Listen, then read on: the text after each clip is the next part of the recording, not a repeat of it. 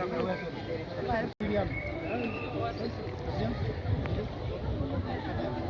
connais la maison.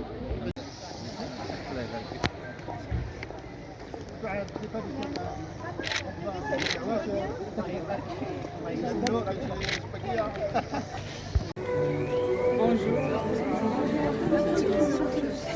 Iman, qu'est-ce que tu m'appelles Iman. Iman. À l'Institut de Stats.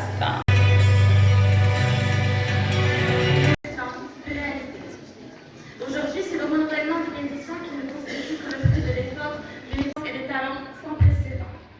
Je tiens aujourd'hui à remercier sincèrement l'ensemble du corps professoral administratif pour leur omniprésence, pour leur enseignement omniprésent, pour leur professionnels les plus importants du royaume.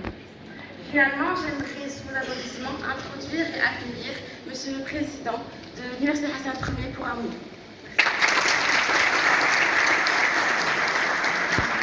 Lauréat à l'ENCG. Je voudrais, dans un premier temps, au nom de toutes les composantes de l'Université Hassan I, souhaiter le bienvenue à tous les participants. Je voudrais aussi féliciter l'école avec son équipe et c'est un devoir, mais aussi, comme j'ai eu l'occasion de le dire, de travailler ensemble avec tous les établissements de l'université, de telle sorte à avancer ensemble, de telle sorte à ce que cette université innove sur le plan recherche-développement et partenariat. Il faut aussi avoir des ambitions grandes. Une grande école ne doit pas être liée à un espace, mais doit s'étendre au niveau de la région, au niveau national et au niveau international. L'enseignement supérieur, l'université, comme le nom l'indique, est universelle. On ne doit pas se situer par rapport à l'espace où nous sommes. Une grande école comme le CG de Stats. Je voudrais aussi m'adresser aux étudiants en leur disant, vous avez une chance d'être à l'ESCG de Stats, Université Hassan I, mais ce qui fait la réputation d'une école, ce sont les étudiants, avec le travail de la direction, des enseignants, du personnel administratif technique et des partenaires. Mais ce sont les étudiants qui ont la part principale, et ce qui fait que c'est une responsabilité. Vous avez la responsabilité d'assurer et contribuer à plus de réussite et de succès. Donc la présidence de l'université sera avec l'école. Avec beaucoup d'opportunités, assumera son rôle au sein de notre région, au sein de notre pays.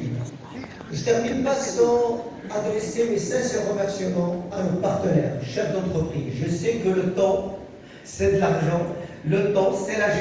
Je tenais absolument à féliciter toute l'équipe, tous les partenaires, tout le personnel administratif technique et tous nos professeurs pour les efforts pour faire de cette école ce qu'elle est aujourd'hui.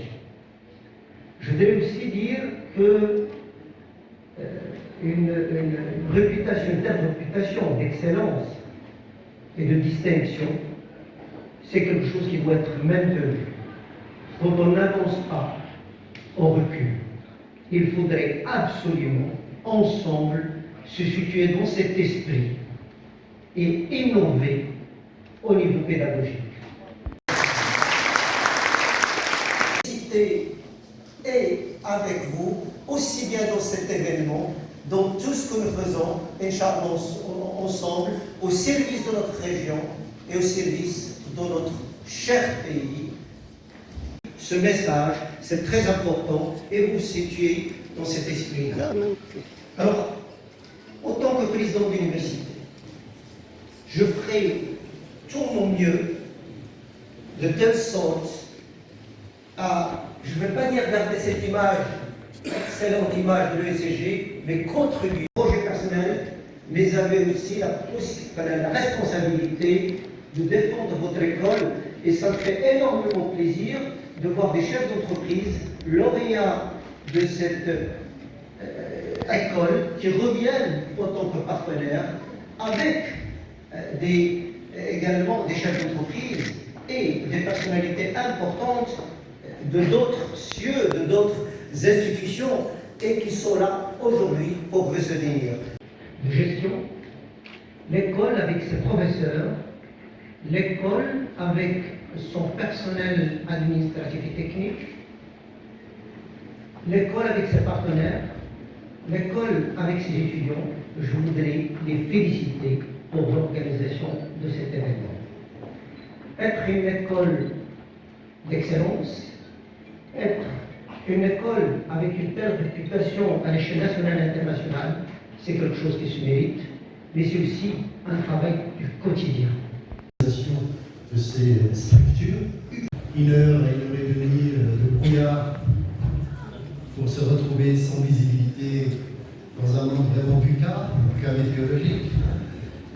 Je vous remercie également d'être fidèles parce que partout dans le pays.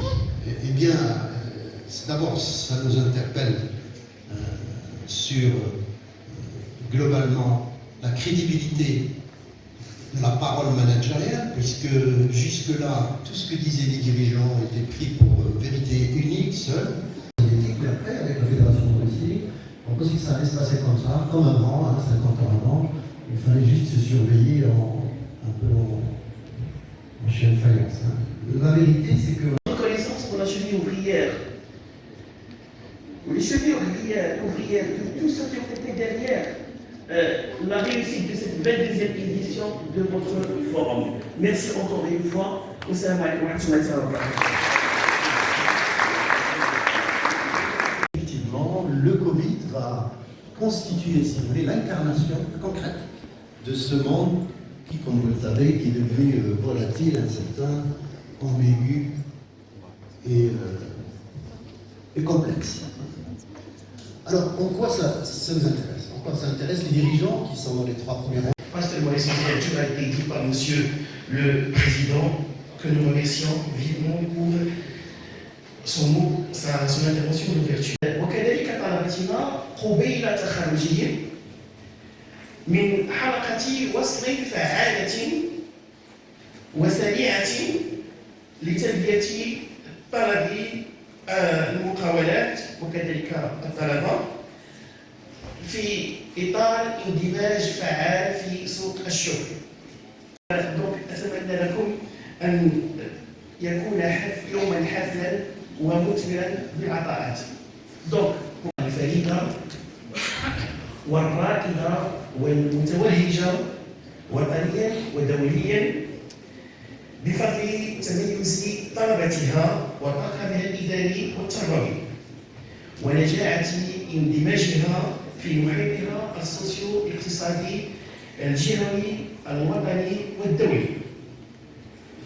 دأبت المدرسة الوطنية والتجارة السياسات على تنظيم سلامي لملتقى المقاولات لتمكين مختلف المقاولات الوطنية والدولية كذلك. الدورة 22 لهذا الملتقى يكتسي أهمية قصوى لكونه يتطرق لنجاعة التدبير في ظل تسلسل الأزمات وصعوبة التكهنات